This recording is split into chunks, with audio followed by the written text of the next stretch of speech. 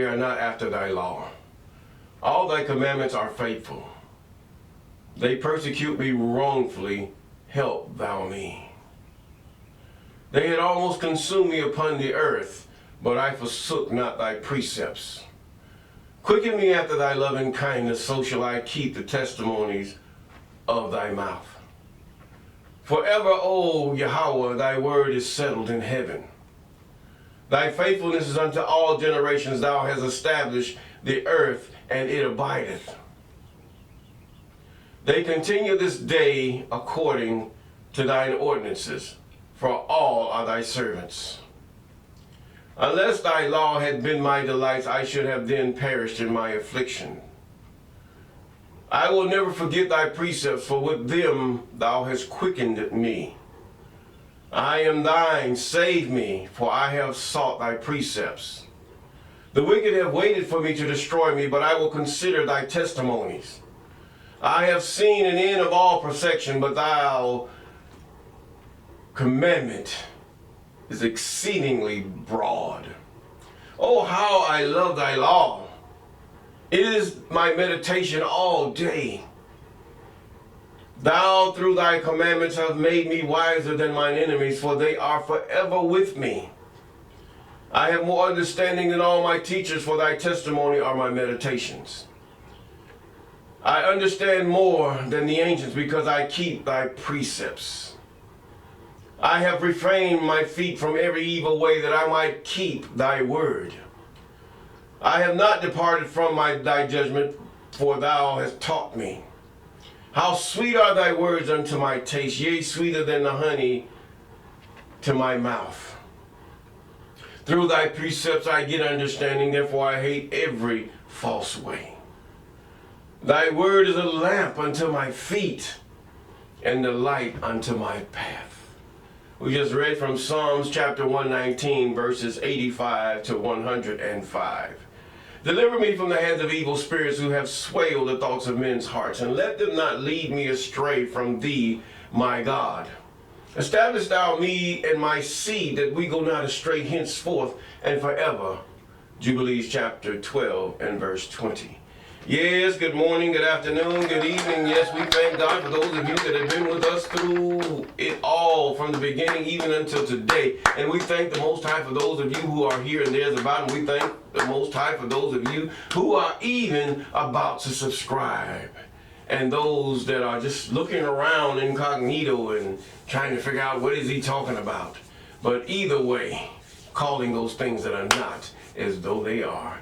Yes, good morning, good afternoon, good evening. You're walking with Mr. Clay. I'm Mr. Clay.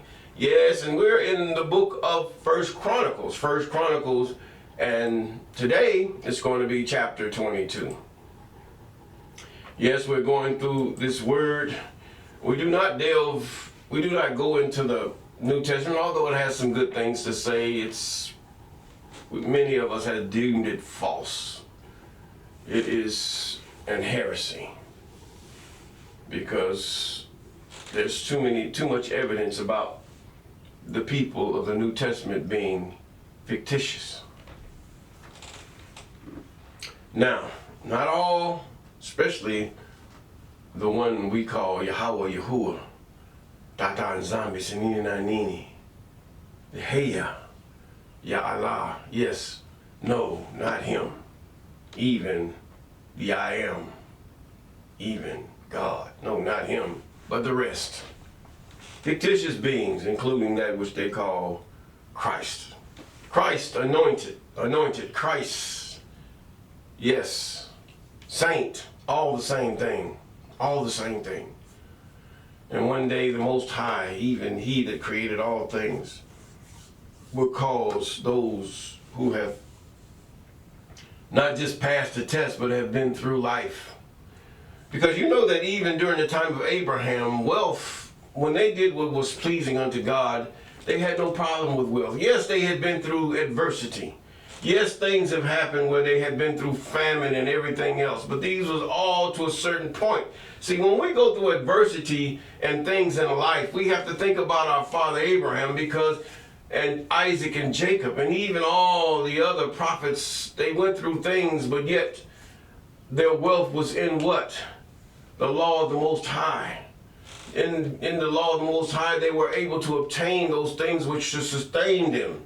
They were able to obtain riches and defeat of their enemies. Not tomorrow, not in the by and by, not in the judgment, but at that time it was now.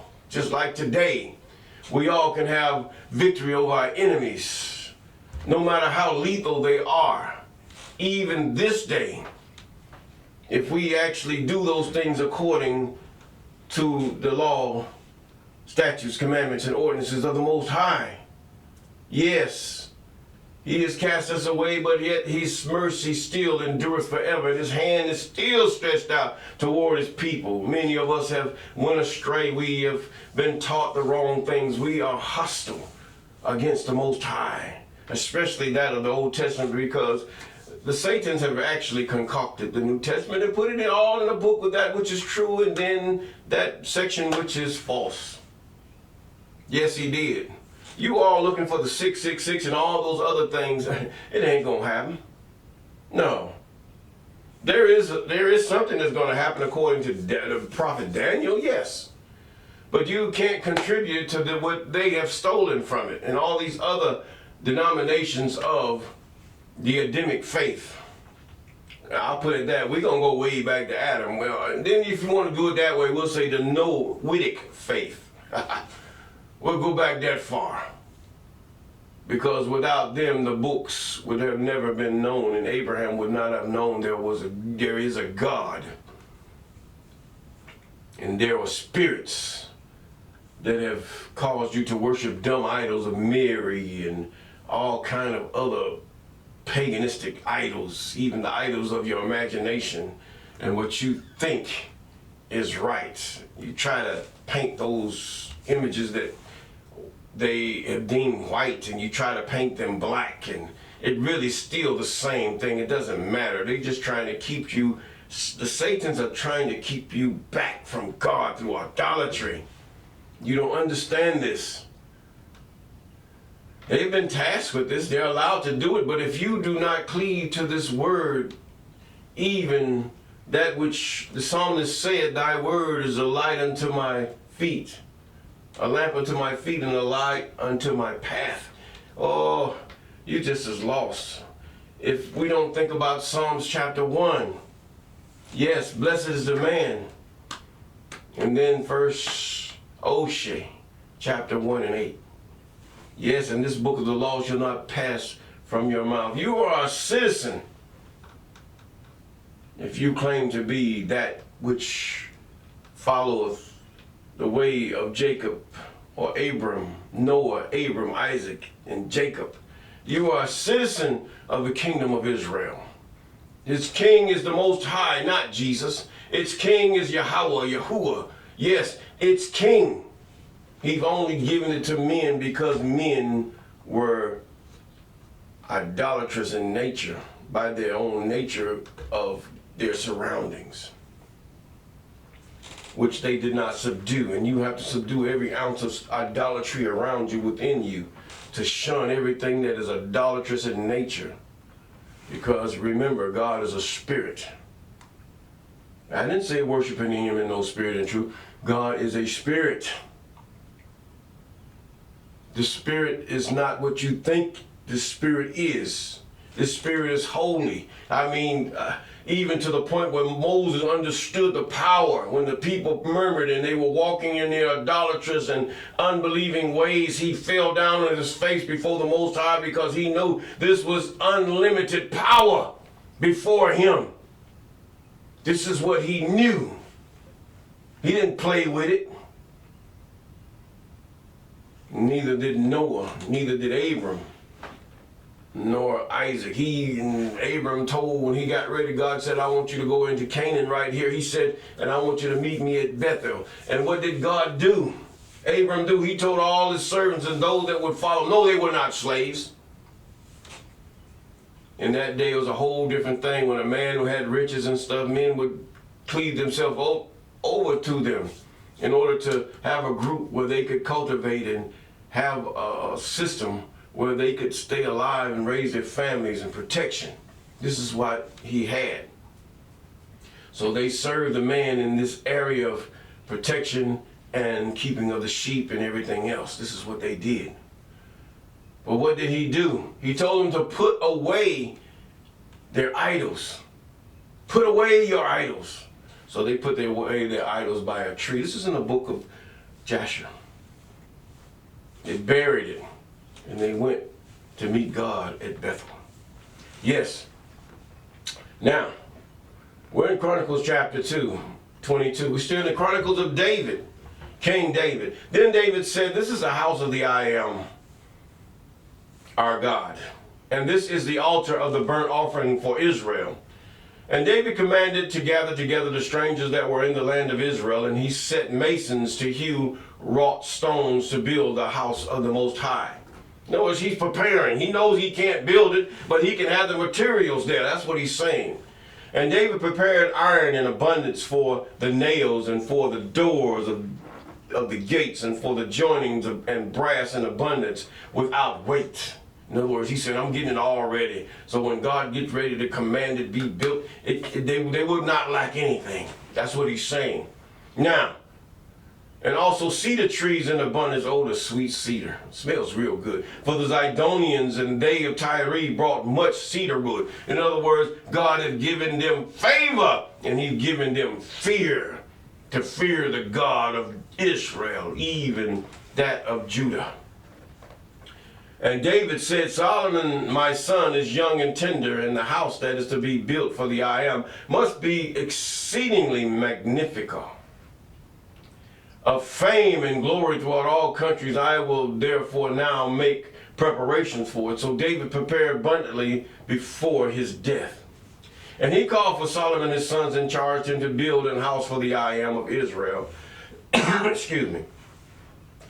And David said to Solomon, my son, as for me, it was in my mind to build an house unto the name of the I Am my God. But the word of the I Am came unto me, saying, thou hast shed blood abundantly, and hast made great wars, and thou shalt not build an house unto my name, because thou hast shed much blood upon the earth in my sight, even the blood of Uriah, the husband of the mother of Solomon, according to this narrative. 9, behold, the son shall be born unto thee, who shall be a man of rest. In other words, Solomon was a soft man. He wasn't effeminate, but he was a soft man. He was not a violent man in that aspect, but yet he could command and have it done, have you deleted quickly. He didn't have no problem with that, because he learned from his father. All of them watched their father throughout the days and what kind of man they behold. And he says, now behold, a son shall be born to thee, who shall be a man of rest, and I will give him rest from all his enemies round about, for his name shall be Solomon. Now David was, whether he knew it or not, he was working. God was working through the circumstances of David shedding blood and causing the fear of Israel to be imprinted in the hearts of the men in surrounding Palestine, the Philistines, the Canaanites, the Jebusites, the Hittites, Perizzites, and all the other Zites. Yes, he did. See, this is what God will do with you. It's not that you are so powerful or so strong, but God can make your fame to the point where he has caused those to be cautioned that will deal with you. They will be cautioned very hard. Yes, this is the way of the Most High. And you can only know his way. See, the heathen does not know it. That's why they judge God many ways after their own way, their own mind, their own insight. They try to figure God out and judge God. But then when it comes to God judging them, they have a problem.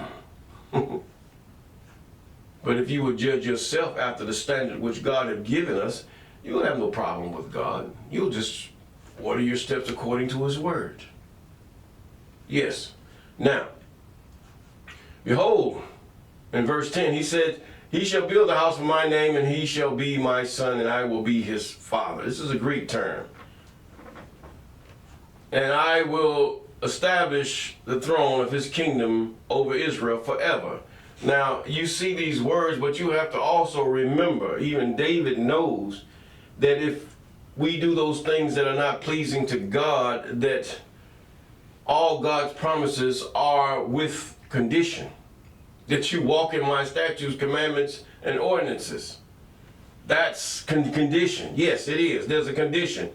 So when he says forever, yes, if you do this, you will walk over Israel, his kingdom over Israel forever. Verse 11, now my son, the I am be with thee, and prosper thou, and build the house of the I am thy God, as he has said of thee. He's talking to his son. Only the I am give thee wisdom and understanding, and give thee charge concerning Israel, that thou mayest keep the law of the I am thy God. Now see, this David understood what his son had to do. Then thou shalt prosper if thou takest heed to fulfill the statutes and judgment with the I am charged Moses with concerning Israel. Be strong and of good courage. Dread not, nor be dismayed. In other words, he's telling you will prosper if you do these things. If we obey the commandments, statutes, and ordinances of the Most High, yes, you will prosper in this life. It ain't saying you're going to be rich. You will prosper to the point you will have enough to eat. You will have clothes to wear. You will have a house. You will have land. Whatever, God will give you these things. He will allow you to get these things. But he just don't pop it in your hand just like that. Some of you got a weird way of doing it. You have these magicians called pastors that they use all kind of weird things and saying that God is this when they don't realize God is the king. God just don't, unless God says he's going to do a certain thing, it's going to happen. He don't go and everybody fall over the pews and no, that's not your God. That's an idiot. To put it plain old truth. And who's the fool? The fool or the fool that follows him. So when you follow these people, you follow their foolishness also, and you become as they. Yes, this is what we're saying. He says, now behold, in my trouble I have prepared for the house of the I am 100,000 talents of gold, 1,000 talents of silver and brass and iron without weight, for it is in abundance. Timber also, stone have prepared, and thou mayest add thereto. In other words, he said, I got you ready, boy. I got you ready. I'm ready to build this thing for the Most High because he forgiven me a lot. Yes. In this narrative, he had forgiven David of much. A whole lot. And David's heart had really turned toward the Most High. Moreover, in verse 15, there are workmen with thee in abundance, hewers and workers of stone and timber and all manner of cunning men for every manner of work, of gold and silver and brass and iron, and there is no number. Arise therefore and be doing, and the I am be with thee. David also commanded all the princes of Israel to help Solomon his son, saying, is not the I am your God with you? And hath not he given you rest on every side? Now at this point David is about to die, and he's saying, have not God given you rest? He's used me to go against the Philistines. He's used me to go against Syria. He's used me to go against all manner of people, even Egypt, to the point where they have fear of the God that is with me. And so will they have the fear and respect of the God that will be with you. This is what he's telling them. But God already knew his plan with Solomon. He already knew what Solomon would do. But not until after. While the temple was being built, yes, Solomon was clean. But after it had gotten built, then it's another story. Deliver me from the hands of evil spirits who have swayed the thoughts of men's hearts. I guess Solomon forgot to ask that prayer. This is a prayer we should pray every day. Every day we can think of it, because they're out there. The Satans are there, the demons, the evil spirits, the deceiving spirits. There is no such thing as a spirit of fornication, a spirit of adultery, a spirit of there is no such thing as that. There are spirits that have sway of the thoughts of men's hearts, where they sway you to commit these things. Don't believe this Christian mumbo jumbo. That's a bunch of stuff. What does the book say? What does the book of the law say? He didn't say resist the. He didn't say resist the doggone spirits. He said, "Thy word have I hid in my heart that I might not sin against thee." That's what he said. Woo, that's powerful. Now, into my hand, and the land is subdued before the I am, before his people. Now set your heart and your soul to seek. This is a message, to seek your God. Arise therefore and build ye the sanctuary of the I am your God, to bring the ark of the covenant of the I am and the holy vessels of God into the house that is to be built to the name of the I am. So where that is, whoever has the ark think they have the name of the Most High. But the words contained are those that should be in our hearts. And we should have those in our memory and in our being to work after those ways that God had prescribed for the children of Jacob. And then we will, in all essence, be able to pray and God will hear us. We will be able to battle and God will defeat our enemies. And we will never be hungry. I have never seen those who obey the commandments, statutes, ordinances, and laws of the Most High begging bread. Come on now!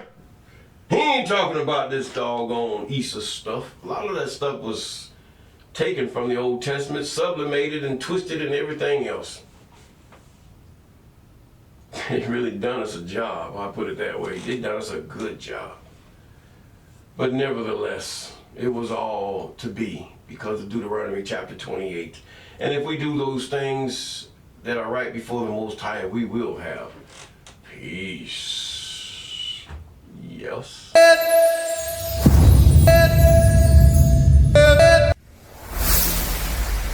Walk with me.